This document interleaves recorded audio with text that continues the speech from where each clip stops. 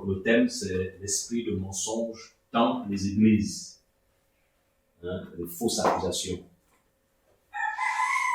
Voilà, c'est un peu quelque chose que beaucoup vivent. Et c'est beaucoup livrés qui travaillent. Livrés travaillent avec des fausses accusations. Ils viennent pour médire sur les frères, pour inventer des histoires sur les frères qui aiment le Seigneur, qui craignent le Seigneur, parce que simplement ils veulent être bien vus. Voilà, et c'est quelque chose de courant. Et on doit aussi voir à travers ce partage que quand il y a cet esprit, nous devons comprendre que c'est l'ennemi qui travaille. Amen. Voilà, parce que le Seigneur pouvait dire dans le livre de Yohanan que le monde entier, le connaîtra de cette disciples, vous savez quoi? L'amour les uns pour les autres. Amen. Voilà, donc un vrai disciple du Seigneur a l'amour du Seigneur. Un vrai disciple du Seigneur ne peut pas prendre ses pieds pour aller salir l'autre. Un vrai disciple du Seigneur ne peut pas demeurer dans les fausses accusations et continuer à prier, à travailler sans pourtant se repentir de ce qu'il a fait. Alléluia. Voilà. Et c'est quelque chose de capital. Et ce partage-là, le Seigneur va nous amener à comprendre ça parce qu'il faut que chacun de nous, on veille. Amen. Il faut qu'on veille. Même par rapport à notre langue, il faut qu'on veille. Il faut qu'on veille et c'est profond. Même pour ceux qui sont mariés, pour ceux qui travaillent dans le Seigneur, pour ceux qui sont partout, il faut qu'on veille. Parce que la langue, elle tue. La langue tue. La langue tue. Tu peux aller quelque part et tu déposes une petite parole par rapport à un frère, c'est fini. La semence est posée. Et la manière maintenant dont on regarde ce frère ou cette sœur-là, c'est autrement. Parce que les personnes n'ont pas été matures pour savoir que donc, ce qui se fait là, c'est l'ennemi. Amen. Voilà pourquoi il faut qu'on veille par rapport à notre langue. Il faut qu'on veille par rapport à notre langue. On doit refuser la médisance. On doit refuser les accusations mensongères contre les frères et les sœurs. On doit refuser ces accusations-là. C'est vrai que l'ennemi est là et il utilise les vrais ou ceux qui vivent dans la chair pour toujours salir les uns les autres. Mais là où nous sommes et qu'on commence à salir un frère, on doit refuser ces endroits-là. Amen. En tant que disciple du Seigneur, en tant que fils du royaume, en tant qu'enfant de la lumière, on doit refuser ces endroits-là. Parce que quand tu arrives quelque part et que les personnes sont en train de salir un frère, salir un couple, salir un aîné dans la foi, salir ceux qui aiment le Seigneur et qui marchent dans la lumière, il faut savoir que non, si tu es là et que tu écoutes, c'est que tu participes. Parce qu'un vrai enfant du Seigneur ne collabore pas avec les ténèbres. Amen. Voilà, lorsque la Bible nous dit que non, que si ton frère a péché contre toi, appelle-le. Si tu as un problème avec ton frère, tu dois l'appeler. Tu dois discuter avec lui au téléphone, ou discuter avec lui de manière à vive voix pour dire, voilà ce que je te reproche. Et les enfants de lumière, quand tu vas voir ton frère, il est humble, il reconnaît et vous avancez. Amen. Voilà, parce que notre rôle en tant qu'enfant de lumière, c'est pour édifier, c'est pour construire. Et vous allez voir que ces personnes-là, qui passent leur temps à salir les autres, qui passent leur temps à faire cogner la tête les uns et les autres, vous allez voir qu'ils ne portent aucun fruit. Ils ne portent aucun fruit. On peut les appeler pasteurs, on peut les appeler apôtres, on peut les appeler anciens, on peut les appeler diacres, diaconelles. Ils ne porteront aucun fruit. Parce que Yohanan 15 en parle. Si tu veux porter le fruit, il faut être collé au Seigneur. Il faut t'attacher au Seigneur. Il faut demeurer au Seigneur. Il faut être avec le Seigneur. Or, le Seigneur, c'est l'Esprit. Et l'Esprit nous conduit dans toute la vérité. Amen. Et la vérité, c'est la parole. Alléluia. Amen. Voilà. Et nous allons voir aussi comment les pharisiens se sont comportés face au maître. Comment ils se sont comportés face au maître. Comment ils ont accusé faussement le maître. Ils l'ont accusé faussement. Pourquoi? Parce que le maître ne voulait pas rentrer dans leur religion. Parce que le maître ne voulait pas collaborer avec la fausseté qu'ils avaient. C'est un chemin qu'il a pris, la lumière, la vérité. Et il était confronté à ces religieux. Et tous ceux qui veulent vivre dans la lumière vont être confrontés aux religieux. Parce que les religieux, ils aiment les ténèbres. Amen. Parce que les religieux, c'est la fausseté. Ils ne sont pas vrais. Ils sont faux, les religieux. Voilà pourquoi la marche dans la vérité, c'est un prix. Amen. La marche dans la vérité, c'est un prix. Tu vas te rejeter. À cause de la lumière. Tu vas te rejeter à cause de la vérité. Luc 23.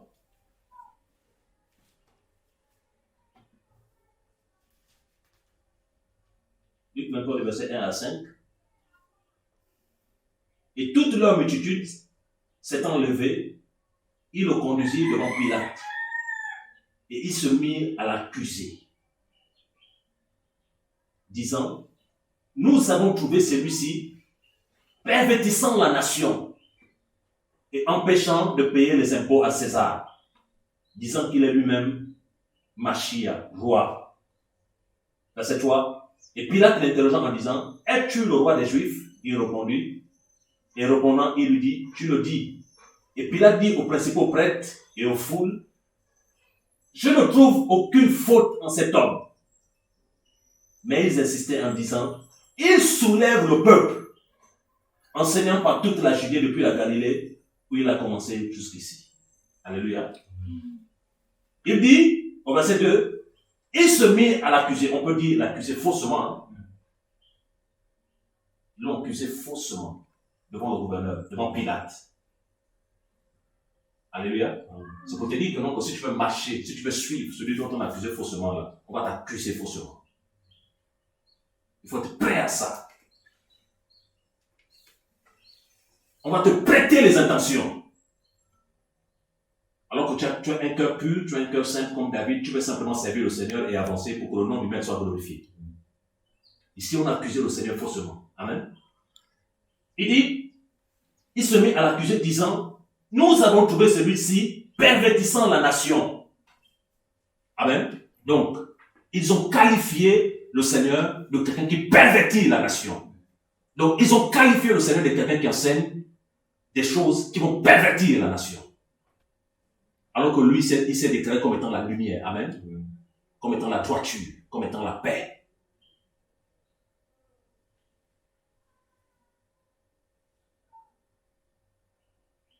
Alléluia.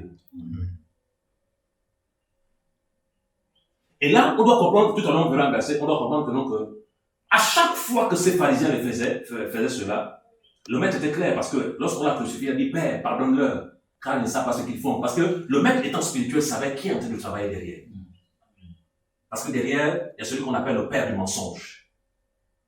Parce que lorsque tu vois l'attitude d'un homme, quelqu'un qui se dit frère, quelqu'un qui se dit chrétien, passer son temps à salir les autres, passer son temps à diviser les autres, pour savoir que non, que ne le regarde pas physiquement, hein, comprendre qu'il y a quelqu'un qui est derrière, qui est caché. Il faut avoir les yeux spirituels pour discerner.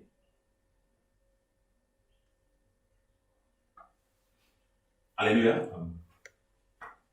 Et ils l'ont accusé disant, il pervertit la nation et empêchant de payer les impôts à César.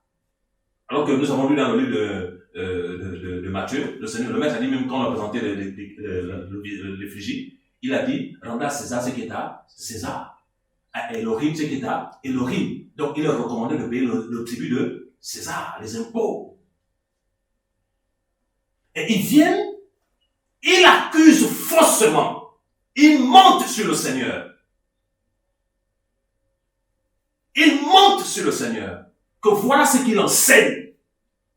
Il enseigne le faux. Il enseigne ce qui est mauvais, ce qui n'est pas juste. Et il pervertit la nation. Comprenez une chose. Lorsqu'il enseigne devant Pilate qu'il empêche de payer aux hommes de payer les impôts à César. Et Pilate étant gouverneur, César étant l'empereur. Amen. Qu'est-ce qu'il veut? Il veut que les gens se soulèvent contre le maître pour le tuer. La langue, les fausses accusations.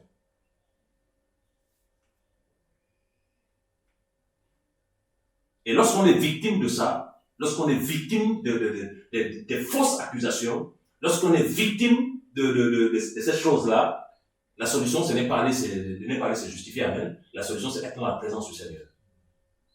Parce que c'est le Seigneur qui justifie, amen. Amen. C'est le Seigneur qui justifie. C'est le Seigneur qui justifie ses enfants.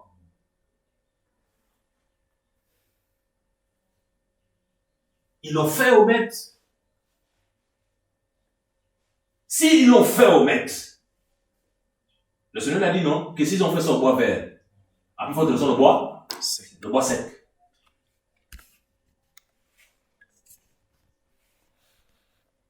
Alléluia. Et empêchant de payer les impôts à César, disant qu'il est lui-même Machia, roi. Et Pilate l'interrogeant en disant, es-tu le roi des Juifs? Ils ont dit, dans leur fond, c'était là quand même, ils ont dit quelque chose. Ils ont dit que non, il dit qu'il est le roi. Et Pilate, lorsqu'il pose la question au maître, es-tu le roi des Juifs? Là, il dit la vérité. Il répond selon la vérité. Il dit, puisque tu le dis, amen. Pour lui dire que non, que je suis vraiment le roi. Le roi tant entendu. Vous l'avez vu, lorsqu'on l'a accusé que non, il pervertissait la nation, est-ce que le Seigneur a répondu? Non. Lorsqu'on a dit que non, qu'il empêche de payer les impôts à César, est-ce que le Seigneur a répondu? Non. Parce que c'était faux.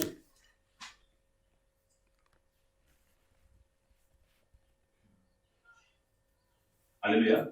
C'était faux.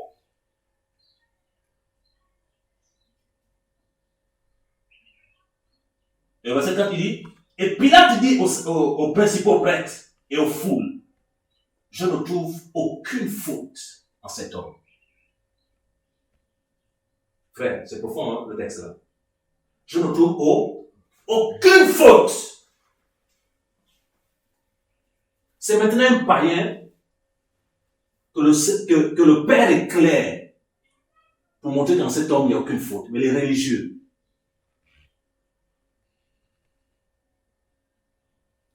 c'est pour dire que donc, le plus grand combat, lorsqu'on veut que la vérité soit propagée, ce n'est pas les inconvertis, hein, c'est les religieux.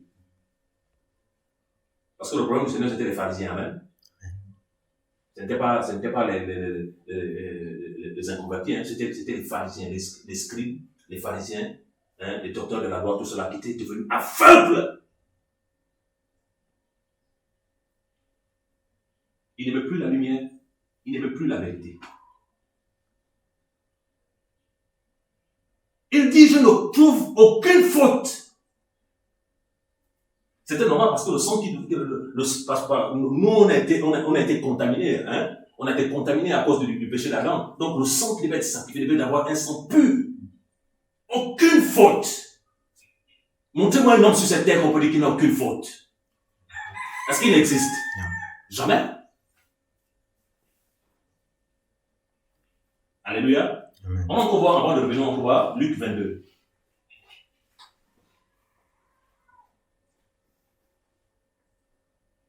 Verset 1. Je vais lire, on est à la page. Or, la fête des pains sans levain, qu'on appelle Pâques, approchait, et les principaux prêtres et les scribes cherchaient comment le tuer, car ils avaient peur du peuple. Alléluia. On dit, or la fête des pains sans levain, qu'on appelle Pâques, Pâques approchait, verset 2, et les principaux prêtres et les scribes cherchaient comment le tuer. Ici, on n'a pas dit les inconvertis, même. On dit les principaux prêtres, c'est-à-dire les prêtres qui étaient censés avoir la connaissance de la Torah. Parce que toute la Torah parlait du Mashiach. Amen. Donc, les principaux prêtres, les scribes, cherchaient comment le tuer.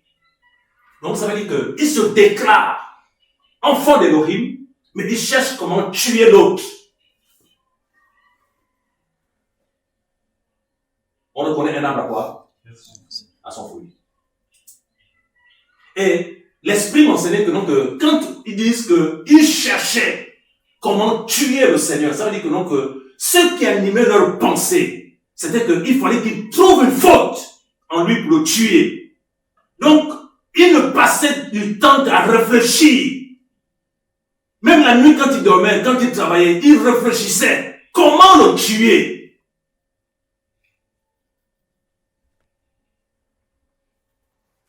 Alléluia. C'est grave, hein?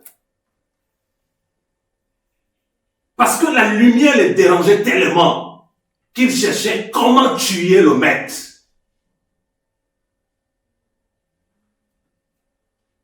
Frère, si le Seigneur nous permet de partager là de partager cela ce matin, c'est parce que le Seigneur va nous ouvrir les yeux. Amen. On est tellement aveugle en tant que chrétien. Tellement aveugle. On se dit que tout le monde est enfant du Seigneur.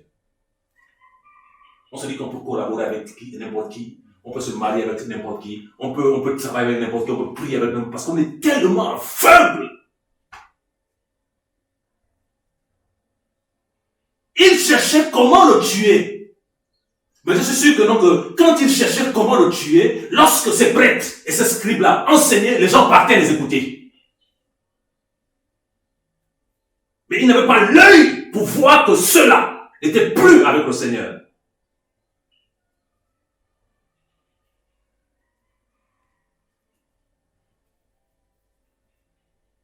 Amen. Et au verset 3, il dit, mais Satan, entendant Yehuda, surnommé Iscariot, qui était du nombre de 12. Au verset 4, et il s'en alla et parla avec les principaux prêtres et les chefs des stratégos sur la manière de leur livrer. Amen. Regardez. Il cherche comment tuer le maître. Lorsque tu cherches comment tuer l'autre, qui est derrière? C'est le Seigneur ou bien c'est Satan? Satan. Regardez. Pour vous montrer que c'est Satan qui les avait inspirés à ça. Tout de suite, comme il cherchait, non? En fait, il faisait le même travail que Satan, non? Tout de suite, Satan, comme ils cherchaient, Satan aussi, quand il tentait de voir, donc Satan trouvait une faille. C'était qui la faille? Iscariot. Amen. Il rentre en Judas. Judas s'en va le voir. Voilà, je vais le livrer pour ça. Ils étaient dans la choix. Ils ont permis de l'argent. Alléluia. Donc on comprend que, donc, pendant qu'il pensait tout le temps comment le tuer, comment l'abattre, comment le machin, derrière c'était qui? Satan.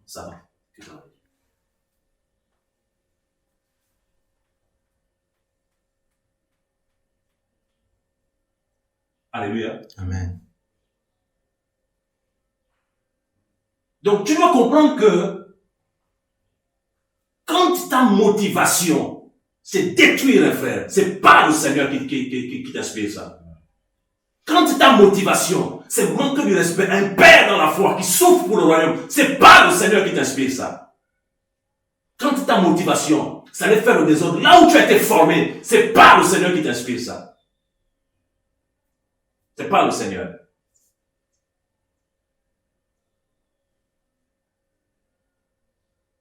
Amen. Amen. Et on a vu ça.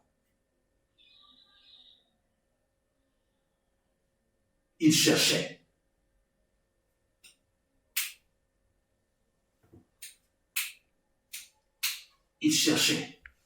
Et pourtant, eux se disaient scribes, et pourtant, eux se proclamaient prêtres. Amen.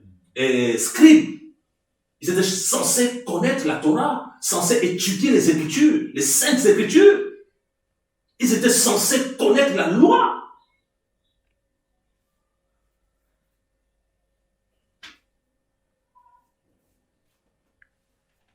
Exode 20.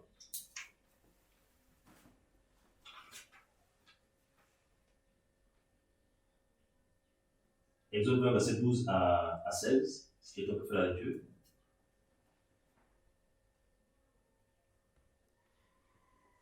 Exode 20, verset 12 à 16.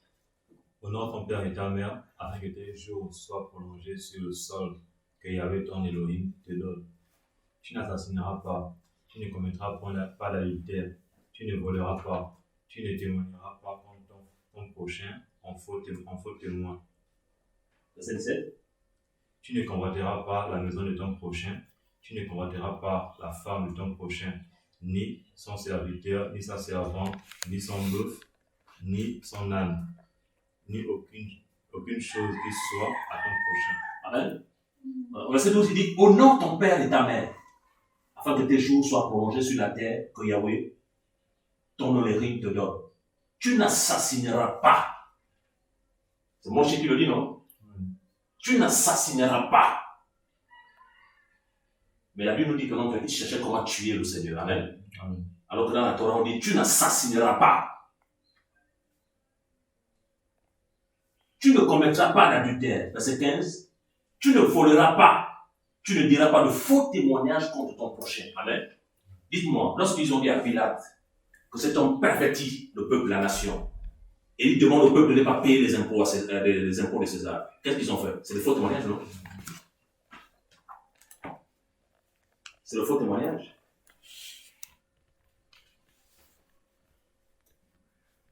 Et dans le livre de Marc, le Seigneur nous dit que c'est de l'abondance du cœur que la bouche parle.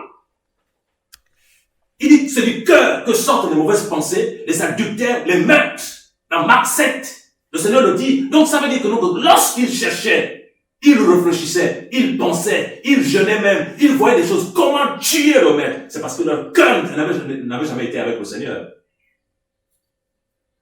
Ils appartenaient à Satan. Et le Seigneur leur a dit dans le livre de Yohanan 8, vous avez pour père qui? Le diable. Vous voulez accomplir les désirs de votre père.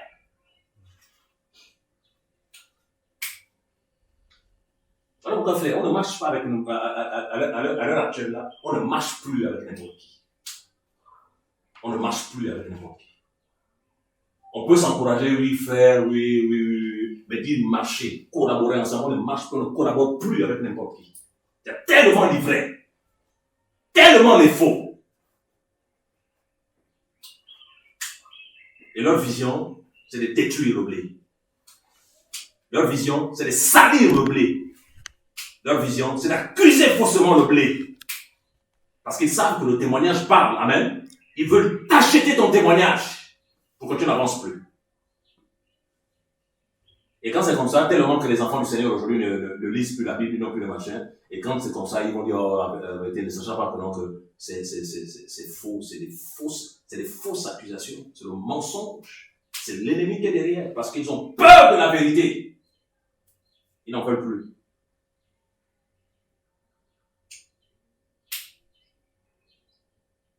Alléluia. Amen.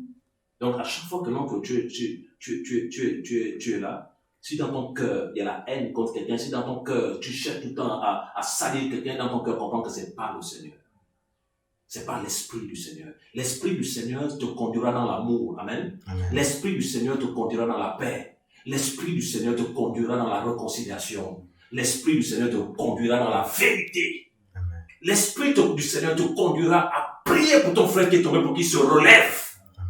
L'Esprit du Seigneur te conduira à aider ton frère même s'il a des manquements. L'Esprit du Seigneur te conduira à faire ces choses-là. Parce que l'Esprit va te conduire à faire des choses qui vont glorifier le nom du Seigneur. Là où il y a l'Esprit du Seigneur, les âmes grandissent. Amen. Là où il y a l'Esprit du Seigneur, les appels rentrent par-ci par-là. Là où il y a l'Esprit du Seigneur, ce n'est pas la religion. Là où il y a l'Esprit du Seigneur, on n'attrape pas les âmes. On ne les contrôle pas. Parce que l'âme doit comprendre que non, ce ne sont pas les âmes des bergers humains, ce sont les âmes du Seigneur. Yahweh est mon berger.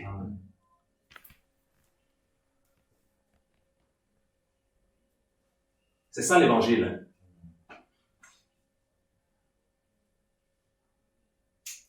C'est ça l'évangile.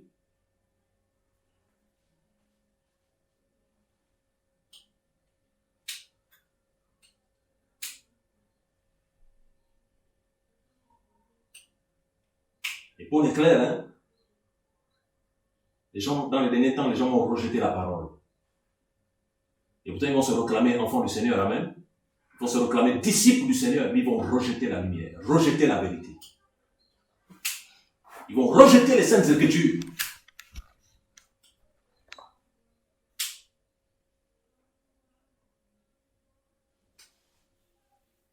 Et la Bible nous dit que non, pour le salaire du péché, c'est la mort. Ça dit que si tu rejettes la lumière, si tu rejettes la parole, et c'est les ténèbres qui viennent, amen. Et quand les ténèbres arrivent, c'est la mort. Parce que la médisance, c'est les ténèbres, amen. La calomnie, c'est les ténèbres. Les fausses accusations, c'est les ténèbres. Un enfant du Seigneur, il aime la vérité. Un enfant du Seigneur aime la lumière. Un enfant du Seigneur, on te dit ça sur un frère, tu appelles, tu vérifies.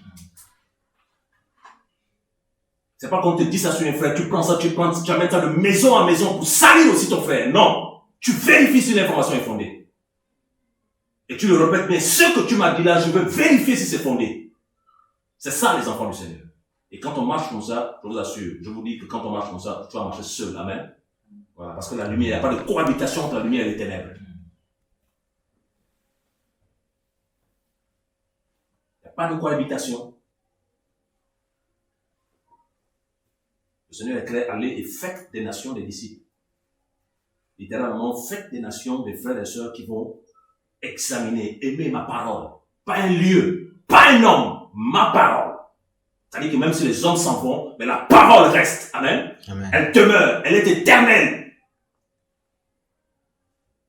Et il dit dans Jean 14, 23 à 24, que si quelqu'un m'aime, qu'il aime un lieu. Non. Voilà. Si quelqu'un m'aime, qu'il garde ma parole. La parole! Voilà pourquoi on doit la ruminer. Amen. On doit chercher le Seigneur dans la parole. Si on veut trouver la parole du Seigneur, c'est pas autre place, hein. C'est méditer les Écritures. Amen.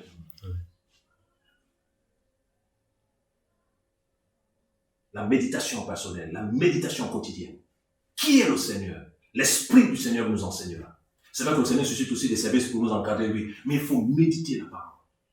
Il faut chercher le Seigneur dans la méditation de la parole. Il faut creuser pour voir qui est le Seigneur. Qu'est-ce qu'il attend de moi? Qu'est-ce qu'il veut de moi? Il faut méditer, creuser, creuser, creuser. Et plus on le cherche, plus on creuse, on creuse pour connaître qui est le Seigneur. Frère, on ne fera pas des mauvais choix, on fera des bons choix. Amen. Voilà, parce qu'on va faire les choses selon la parole du Seigneur.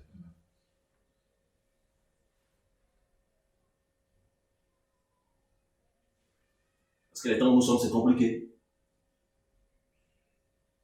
C'est très compliqué. Beaucoup ne veulent plus de la parole. Beaucoup ne veulent plus de la parole. Beaucoup. Il y a l'ivré. Ils viennent, ils font semblant qu'ils sont au milieu de nous. Ils font semblant qu'ils sont avec, on partage la même parole. Mais en fait, c'est pas le Seigneur qui veut. Ils ont une mission. Ils ont une mission. Et si tu n'as pas une relation avec le Seigneur, tu vas aller te connecter à ces sorciers-là, à ces faux-là, eh bien, tu prendras des coups.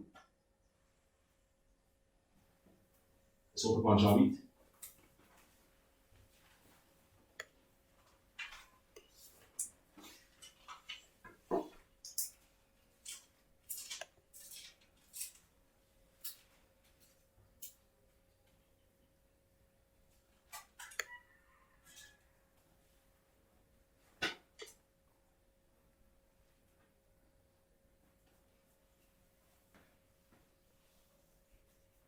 On peut lire le verset 30 au verset 44. Jean 8.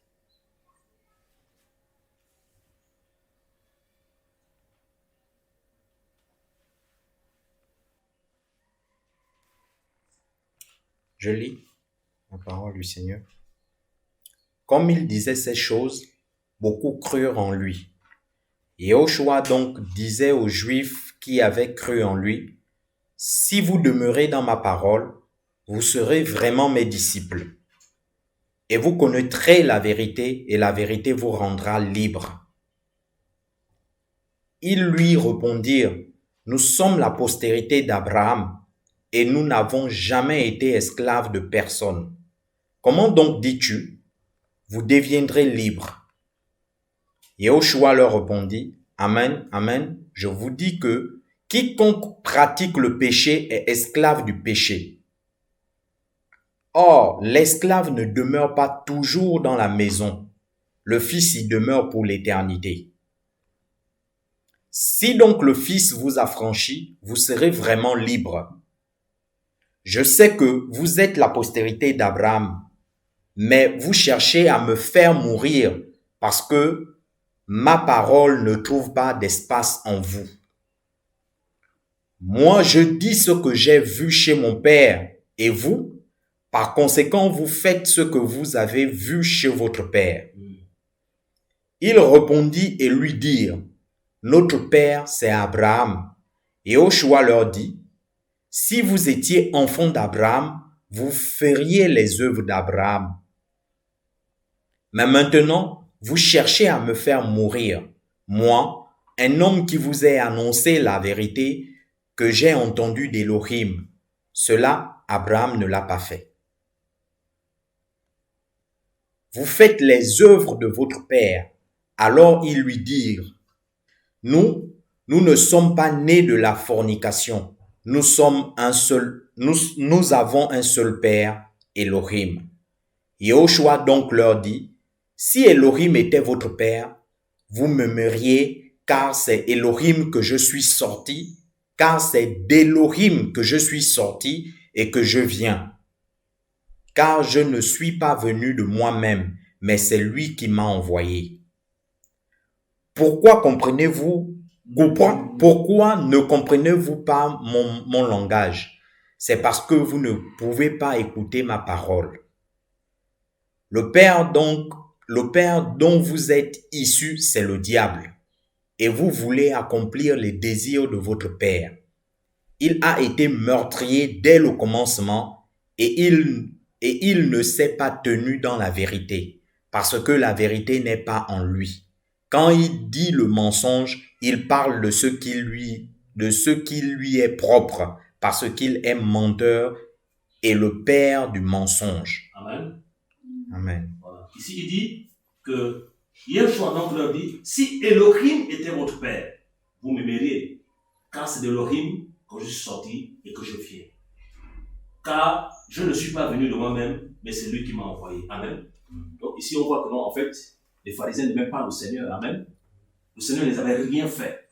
Et la Bible dit dans le livre d'Hébreux, ils m'ont haï sans cause. Amen. Voilà. Donc le Seigneur ne les avait rien fait, mais haïssait le Seigneur. Et le Seigneur a dit que donc, si vous étiez enfant de l'Elohim, vous m'aimeriez, parce que nous aussi, il est enfant de l'Elohim. Amen. Il dit, vous n'êtes pas les enfants de l'Elohim. Hein? Votre père, c'est le diable. Parce que vous voulez accomplir les désirs de votre père. Donc, ça veut dire que, non, que lorsque les pharisiens cherchaient à le tuer dans Luc 22, c'est parce qu'ils veulent accomplir les désirs de qui? De leur père. Et leur père, c'est Lucifer. Amen. Voilà. À chaque fois que tu veux qu'un frère qui aime le Seigneur chute, comprends que tu vas accomplir les désirs de ton père. Maintenant, lorsqu'on est enfant du Seigneur, on peut avoir des combats, tout ça là, mais tout de suite on se repent. On dit, Seigneur, je chasse cette pensée. Amen. Et on revient tout de suite dans les Écritures. Mais c'est quelque chose qui perdure. Tu veux le mal, tu veux le mal, tu veux le mal, tu veux le mal. Tu veux détruire les gens, tout ça, machin. Je comprends que non, que c'est pas le Seigneur que tu veux.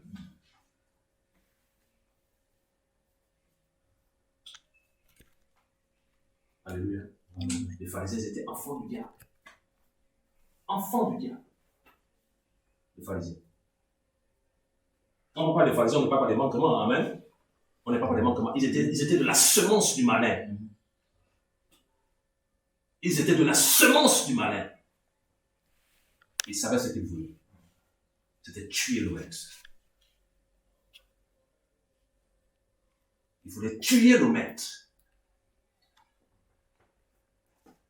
Avec la langue.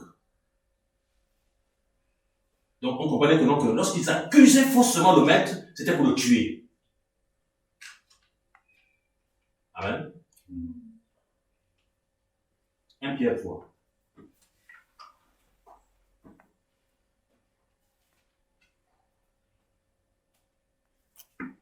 1 Pierre 3, verset 10.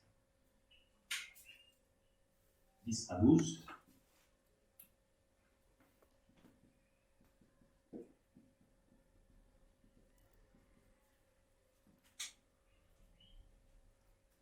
Je veux lire.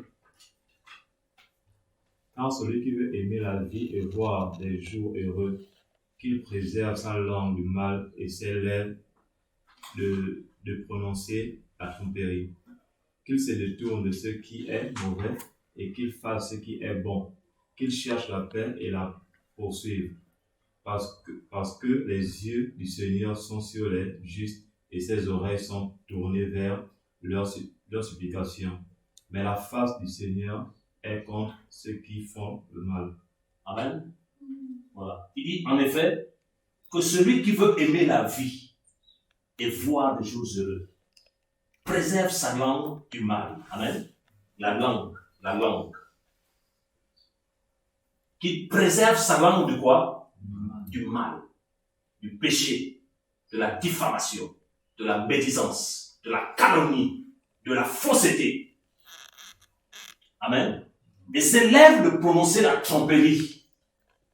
Verset 11. Qu'il se détourne du mal et fasse ce qui est bon. Qu'il recherche la paix et la poursuive. Donc, un vrai fils du Seigneur vit dans la paix. Amen. Un vrai fils du Seigneur vit dans la paix afin de ne pas troubler son prochain. Il prend des décisions de paix afin de ne pas troubler son prochain.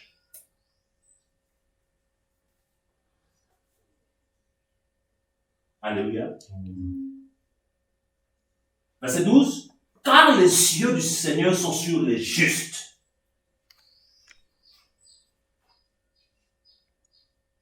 On dit, car les yeux du Seigneur sont sur les justes.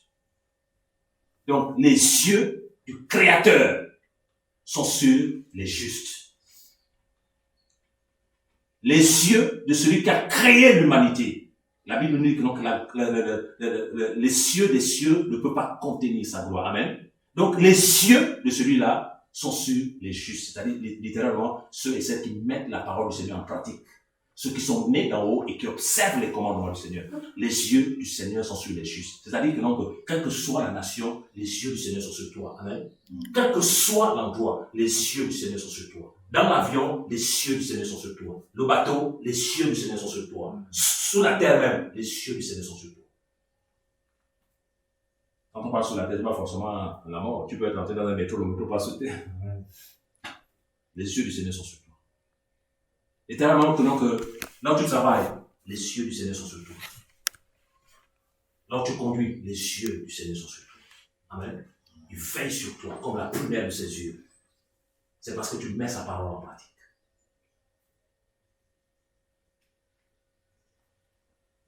Alléluia. Voilà pourquoi vous allez voir que dans la marche chrétienne, les apôtres étant des êtres spirituels, les apôtres ayant eu une rencontre personnelle avec le Seigneur, ils ont priorisé la richesse spirituelle que la matérielle. Amen. Ils ont compris. Voilà pourquoi Pierre pouvait tout laisser et dire dans Acte 3, je n'ai ni or, ni argent, mais ce que je cherche, tu le donnes.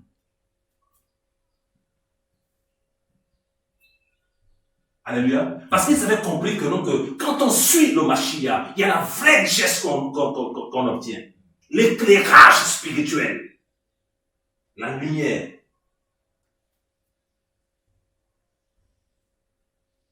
La lumière.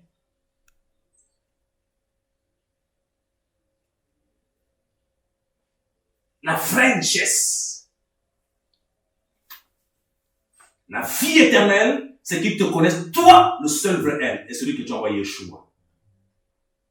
Il dit, je suis la vie éternelle. La connaissance du vrai elle. La vie, la lumière des nations, Yeshua.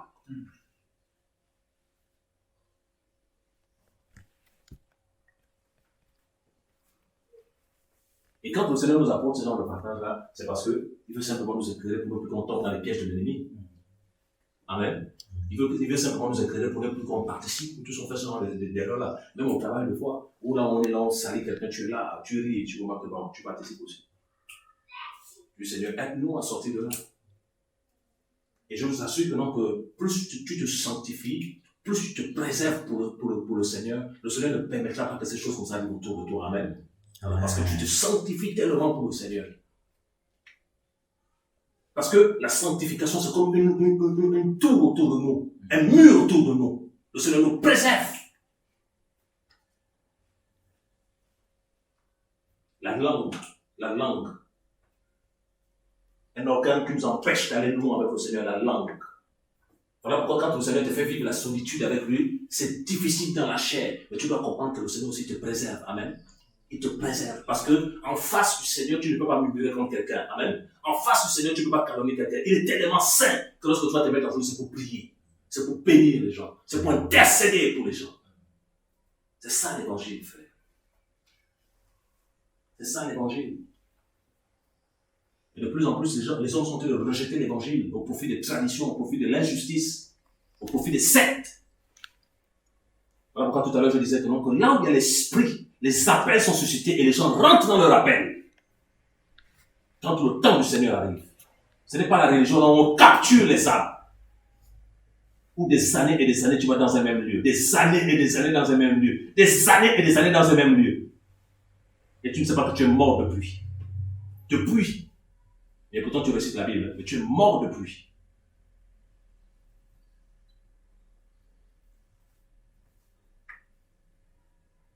Alléluia. Amen. Que le Seigneur nous aide.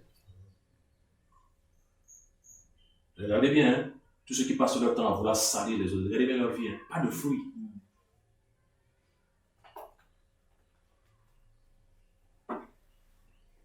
Tous ceux qui passent leur temps à vouloir salir les aînés qui craignent le Seigneur, regardez bien leur vie, hein? Pas de fruits. Pas de fruits. Pas de fruits.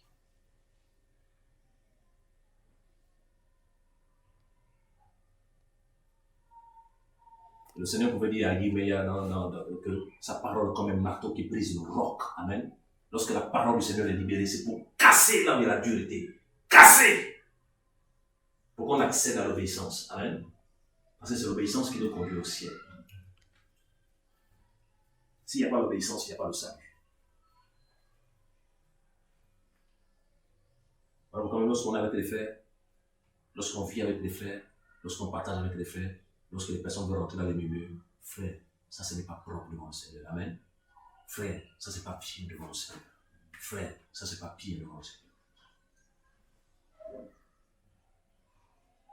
Ça c'est pas pied devant le Seigneur. Un enfant du Seigneur, c'est la lumière. Amen. Voilà. Lorsque tu remarques que ton frère ou ta soeur a péché contre toi, va voir ton frère. Va avec cet esprit d'amour. Vois ton frère. Et quand tu vois ton frère, quand il est humble, tu parles avec ton frère et ensemble vous priez. Et chacun continue sa route. Alléluia. Amen. C'était ça que le Seigneur me met à cœur qu'on partage sur la langue. Vous allez voir que si on est préoccupé aux affaires du Seigneur, on est préoccupé à la méditation, à la prière, on n'a pas le temps de chercher à papoter avec, on n'a pas le temps de chercher à savoir qui, parce que la Bible dit même qu'on s'intéresse, qu'on ne cherche pas des affaires d'autrui.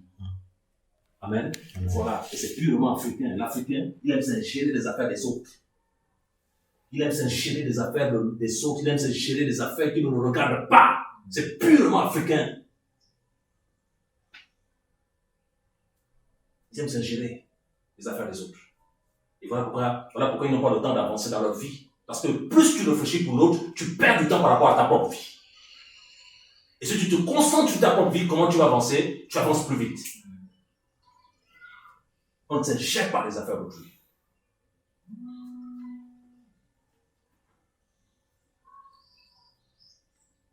Alléluia. Amen. Voilà, parce que le Seigneur revient.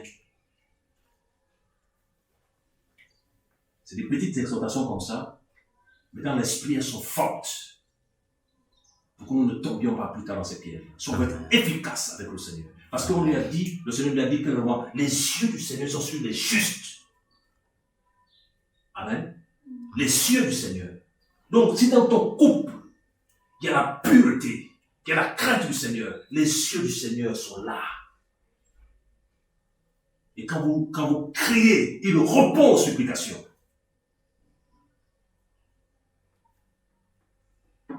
Si même lorsque tu es seul, tu te préserves du mal, tu refuses du mal, les yeux du Seigneur sont sur toi. Alléluia. Amen. Et dans 1 Pierre 3, on pouvait dire, sa face est contre ceux qui font le mal. Mais tellement que ils sont là, ils se disent que non, que comme ils sont là, ils continuent à faire le mal, ils se disent que le Seigneur ne les voit pas. Amen. Alors que le Seigneur les voit, mais il est patient, il veut qu'ils se repentent. Parce que quand il va frapper, personne ne va l'arrêter. Et en tant qu'enfant du Seigneur, on doit refuser le mal. Alléluia. Amen. On doit refuser le mal. Parce que le maître revient. Merci, papa. Est-ce qu'on peut prier?